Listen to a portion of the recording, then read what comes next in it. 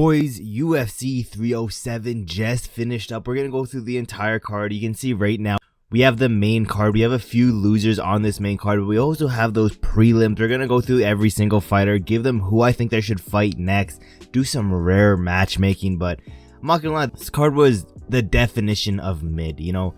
Yes, we had some pretty amazing highlight reel fights here and there, but there was some ass fights, and not to talk about some of the decision making, some of the refereeing. I'm pissed. And to make it even better, last night my card decided to break down, so pray for your boy. Your boy's on that goal to get to 1,000 subscribers, so might as well help me out. But let's start off. The main event, Alex Pereira got it done over Khalil Rountree, and I'm not gonna lie, I don't think I've been this nervous for a UFC title fight, a UFC fight in general, for a long ass time. And I'm not gonna lie, like a minute into round one, I'm like, Alex Pereira fucking lost. Like I was dead set that Alex Pereira is gonna lose this fight. It just looked like everything was in Khalil Rountree's favor. I was like, this guy is too fast. He's touching up Pereira way too much. I thought Pereira was gonna lose this shit, but fight IQ came into play just like he said, broke Khalil down from round 1 all the way to round 4, where he was just a bloody mess at the end of it. Good game plan from Pereira, you know, other than constantly going for a head kick, which, I don't know, he got that one head kick against Yuri, and he's like, yeah, let me just spam this shit this entire fight. Got him caught in the second round, I believe, but regardless, he got it done. I don't think there's anyone else other than, you know, Magomed and Ankalaev for Pereira next. I mean, I hate saying this. All my homies hate Magomed. Fuck Magomed. But he's the number one contender. He's arguably, if he beats his next opponent in, I think, a month's time from now, he might be one of the most deserving title contenders in recent memory outside of, like, a Merab. But let's keep moving down. Khalil Rountree did. I think everyone can unanimously agree that Khalil Rountree did amazing in this fight. Everyone, including myself, I was like, Pereira's getting this shit done in like the first 2 minutes. Then we come into this fight, I'm nervous the entire fight. Khalil Rountree takes the first 2 rounds off of Pereira. He drops Pereira. Khalil Rountree was the hardest fight in Pereira's light heavyweight career so far, which is crazy to say, but I think we just rebook one of Khalil Rountree's past fights. You know, this guy was in the attendance. He just woke up from UFC 300. He was yawning, just waking up. I think we rebooked Jamal Hill versus Khalil Rountree. Jamal Hill quickly, you know, speed running, Hall of Fame speed running to the most disliked light heavyweight on the roster, which is honestly quite impressive when you have someone like a Magomed and Ankalaev on the roster. But yeah, I think this makes sense. You know, both of their last fight was to the champion. Khalil Rountree, yes, he's below Jamal Hill in the rankings, but he did 100 times better than Jamal did in that fight. Let's keep moving down though. Julianna Peña, is there really anyone other than Kayla Harrison? Like, I don't even think I need to put this here. It makes so much sense.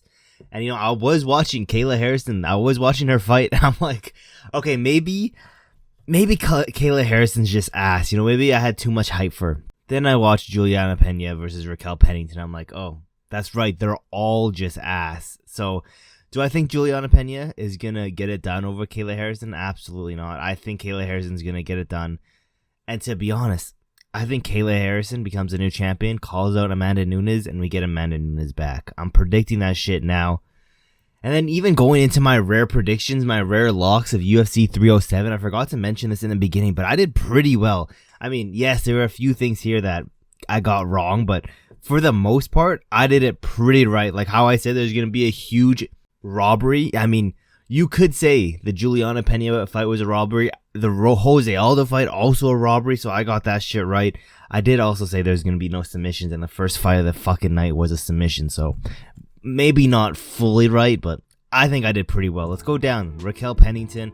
I would like for her, like, there's no one in this division. It's such a dead division, but I don't think she's going to get an immediate title shot. I think we give her a number 1 contender fight versus Nora Dumont. And it's not like Pennington was a dominant champion. She never defended her belt, even though, you know, I think she personally won over Julianna Peña. But like I said, the shit's scripted. They wanted Julianna Peña versus Kayla Harrison, so they made that shit happen.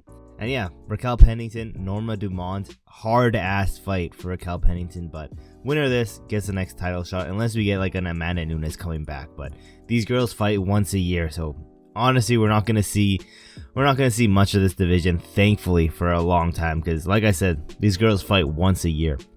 Let's go down. Jose Aldo got it done over Mario Bautista. I don't care what anyone has to say. Jose Aldo got that shit done. And you know, Mario Bautista, congratulations. You just earned yourself a new generational hater. All my homies hate Mario Bautista. Fuck Mario Bautista. And yeah, I don't need to go in a whole rant. There's been plenty of that on YouTube in the past few hours. So I don't need to go in a whole rant of why Mario Bautista is just a stain for the UFC. It's going to cause nothing but issues. But Jose Aldo got it done. I want this boy to get a title elimination fight. Not for the other opponent, but for him. If he wins his next fight, title shot. This shit was supposed to happen years ago. This guy, he's, I believe, ranked number 6. Talking about Henry Cejudo. I see people fucking matchmaking Jose Aldo with, oh, let's give him Cody Garbrandt next. Let's give him Dominic Cruz next. I mean, first off, Cody Garbrandt, he's not even in the rankings. Fuck that. I'm not giving Jose Aldo, someone who arguably should have won this fight. I'm not giving him someone under the rankings. Then with Dominic Cruz, that guy's retired. Let's be realistic. He's not coming back. Plus, he's ranked 14. I don't want to give him someone lower in the rankings. He deserves up in the rankings. He deserves a title elimination versus Henry Cejudo. There's low-key beef there on the Henry Cejudo side. He can probably spin some things up because they were supposed to fight previously, but let's keep moving down. I think this is an amazing fight for Henry Cejudo and for Jose Aldo. I think this would be one of the better fights you can make for Jose Aldo. So let's keep going down.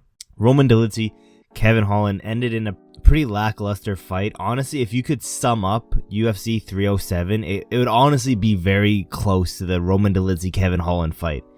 Just very, very mid, I'm not gonna lie. But Roman Dolidze got it done. I think we give him the winner of Michel Pereira and Anthony Hernandez. I think that's a good next matchup. I'm not gonna give him someone higher in the rankings for technically beating Kevin Holland, who isn't even ranked in this division, so he's not gonna get a huge step up. The winner of Pereira versus Hernandez makes sense. Plus, these guys are fighting relatively soon. I think in like 2 weeks' time. So let's make that one next. Kevin Holland, you know, it is what it is. Rib injury.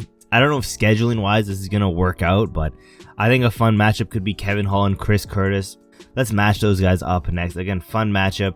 Kevin Holland, I don't know what to make of Kevin Holland right now. Like, I think he has a lot of potential, but does he want to tap into that potential? I don't know. In points of the Roman Dolidze fight, it looked like when he gets taken down, that boy just like accepts being taken down and just accepts laying on there and accepts having his opponent lay on top of him. It's pretty annoying, but I don't know what to make of Kevin Holland. Let's give him Chris Curtis next. Let's go into these prelims now. We're going to go quickly through these prelims. I know a lot of you guys don't really care. Plus, I wouldn't be surprised if a lot of you guys didn't even watch many of these prelims, but Joaquin Buckley got it done, called out Kamaru Usman.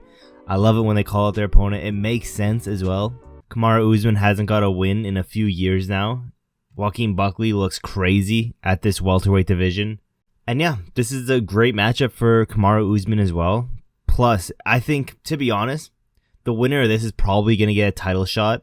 Because for Kamaru Usman, the UFC want him to get another win. And this is probably one of the easier fights for Kamaru Usman in the top 5. If you're looking at like Jack Della Maddalena, Ian Gary, Shavkat, I think Buckley's a little bit easier than all those guys. Let's go down.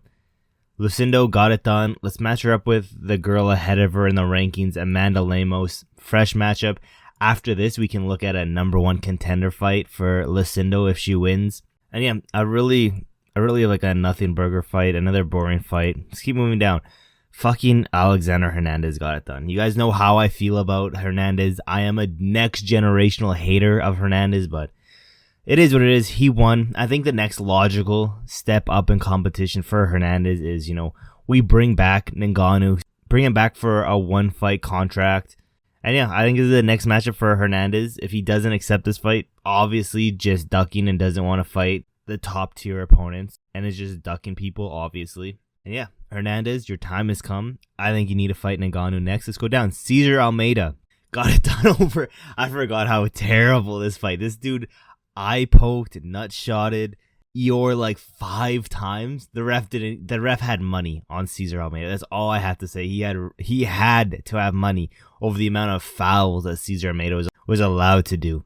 But he got it done regardless. I think it was like a unanimous or a split. No, it was unanimous, like 30-27 decision, I'm pretty sure. But I think a super fun next matchup could be Cesar Almeida versus Bruno Silva. I think this would be super fun. It's a little bit higher in the rankings for Cesar Almeida, but at the end of the day, I think this would be a fun matchup. Definitely a very fun, striking, high-level matchup. So let's make that one next. Ryan Spann got it done over Ovince St. Preux. I'm still not sold on Ryan Spann. Again, one of the most inconsistent fighters in the whole roster. The guy I'm matchmaking him, he does have a fight scheduled. Win or lose, I think he should fight Ryan Spann next, and that's gonna be Vitor Petrino. At the end of the day, we're gonna see if Petrino is an up and coming prospect, because if he can get past Ryan Spann, that's a good look. If he doesn't get past Ryan Spann, fraud checked, just like he did against Anthony Smith. But it is what it is. That fight with Anthony Smith was like negative fight IQ more than being fraud checked, but I guess it is what it is. Let's keep going down. Tecia Pennington got it done. Who cares? Let's match her up with Jillian Robertson. I think this is a fresh matchup. Makes sense in the rankings. Who cares? Court McGee also got it done. Let's match him up with Matt Semelsberger. I think this makes sense. Both semi-old. Court McGee obviously way older, but if he's not going to retire, I think this is a good logical next matchup. I don't want to see him against like an up-and-coming prospect. Let's keep it to the old guys, and yeah. That is UFC 307. Every single fight to make next. You guys have to let me know in the comments below. What do you guys think?